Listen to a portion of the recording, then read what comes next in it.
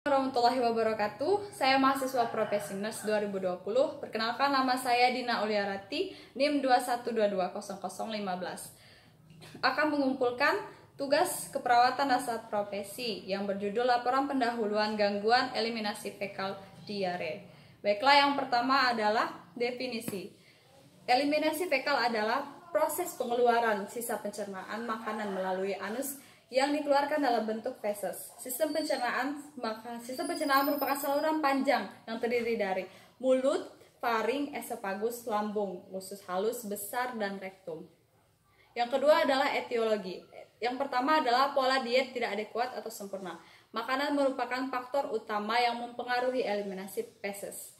Cukupnya selulasa, serat pada makanan mempengaruhi volume feses. Makanan yang tidak dicerna dengan baik dapat berdampak pada pencernaan dan pengairan feses. Yang kedua adalah cairan. Ketika pemasukan dan pengeluaran cairan yang berlebihan, tubuh akan mengabsorpsi air dari cime. Dampaknya cime akan menjadi kering dan feses menjadi keras. Yang ketiga adalah meningkatnya stres. Beberapa orang yang mengalami cemas atau marah dapat meningkatkan aktivitas peristaltik dan frekuensi pada diare. Yang keempat adalah kurangnya aktivitas. Yang kelima, obat-obatan. Yang keenam, usia. Dan yang tujuh adalah penyakit lainnya seperti obstruksi usus, parasilitik ileus, kecelakaan spinal, dan tumor. Yang ketiga adalah manifestasi klinis. Yang pertama, konstipasi ditandai dengan menurunnya frekuensi BAB, feses sulit keluar, dan nyeri pada rektum. Yang kedua adalah infarction, tidak BAB, anoreksia, dan nyeri pada rektum. Yang ketiga adalah diare, ditandai dengan seringnya BAB, feses tidak berbentuk. Kemudian isi intestinal melewati usus dan kolon dengan sangat cepat, lalu iritasi di dalam kolon yang meningkatkan sekresi mukosa, dan feses encer sehingga tidak dapat mengontrol BAB. Yang keempat adalah flatulence, yaitu menumpuknya gas pada lumen intestinal, ditandai dengan sendawa atau kentut. Dan yang kelima adalah hemoroid, yaitu pembekakan pada pena di dinding rektum. Yang keempat adalah komplikasi. Komplikasi menurut Ngastiyah 2014 yang pertama yaitu dehidrasi karena lebih banyak kehilangan air atau output dibandingkan dengan input.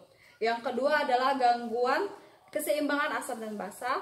Yang ketiga adalah hipoglikemia. Yang keempat adalah gangguan gizi. Dan yang kelima adalah gangguan sirkulasi karena diare dapat menyebabkan renjatan atau hipovolemik. Yang kelima adalah implementasi. Yang pertama yaitu pemberian cairan. Cairan peroral untuk dehidrasi ringan dan sedang merupakan NaCl dan natrium, HCO dan kalium serta glukosa. Yang kedua yaitu cairan parental. Cairan parental diberikan disesuaikan dengan berat badan dan ringannya dehidrasi. Yang kedua yaitu dialetik. Pemberian makanan dan minuman khusus untuk proses penyembuhan pasien berupa kalori, protein, vitamin, mineral, dan makanan yang bersih. Dan yang ketiga adalah obat-obatan berupa antisekresi, spasmalitik, dan antibiotik. Yang keenam yaitu patofisiologi. Terjadinya hiperparatiroid merangsang absorpsi kalsium dan fosfat di usus sehingga menyebabkan terjadinya hiperkalsemia. Hiperkalsemia menyebabkan hipermetabolisme yang mengganggu aktivitas gastrointestinal sehingga penyerapan air menurun lalu keluar bersamaan dengan feses yang menyebabkan diare. Yang ketujuh adalah ASKEP.